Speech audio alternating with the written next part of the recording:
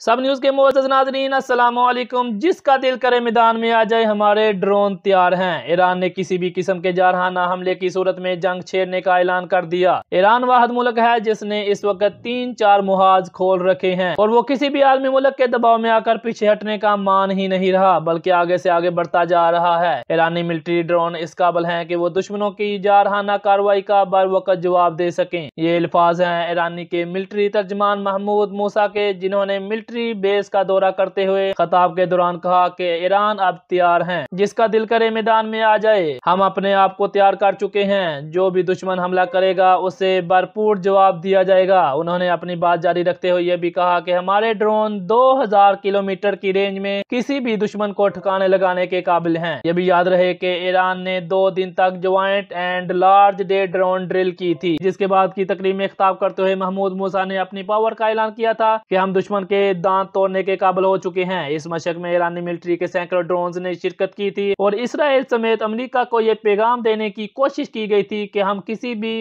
गैर मुतवक्को कार्रवाई का रद्द अमल देने के लिए हम वक्त तैयार हैं। ये ड्रोन ईरान में ही तैयार किए गए हैं और ये लॉन्ग और शॉर्ट टारगेट शूट करने की अहलियत रखते हैं, क्योंकि आजकल अमेरिका ईरान पर हमला करने के लिए ये पड़ तोल रहा है। लिहाजा किसी किस्म के खतरे से नबर्द आजमा होने के लिए ईरान ने मिलिट्री मशक़ें करके दिफाई पैगाम देने की कोशिश की है। इसराइल, जो कि कुछ हफ्ता पहले ईरानी न्यूक्लियर साइंसदान का खुफिया एजेंसियों के हाथों कत्ल करा चुका है, वो भी ईरान पर हमला करने के लिए तैयार बैठा है। जब ईरान ने यूरेनियम अफसूदगी का ऐलान किया था, तब इसराइल ने रिएक्शन देते हुए कहा था कि हम ईरान को ऐसा करने की इजाजत नहीं देंगे। ताहम ईरान ने अब वाज़ेह ऐलान किया है कि वो किसी की धमकी से डरने वाला नहीं। लिहाजा वो एटमी हथियार बनाने के लिए यूरेनियम की अफसूदगी का अमल जारी रखेगा और इस पर हमला करने की कोशिश की गई तो उसके ड्रोन तैयार खड़े हैं और वो ईंट का जवाब पत्थर से देगा। अब तक के लिए इतना ही। मजीद अपडेट्स के लिए देखते रहिएगा सब न्यूज। अपने मेजबान शहजाद अहमद को इजाजत दीजिएगा। अल्लाह हाफिज।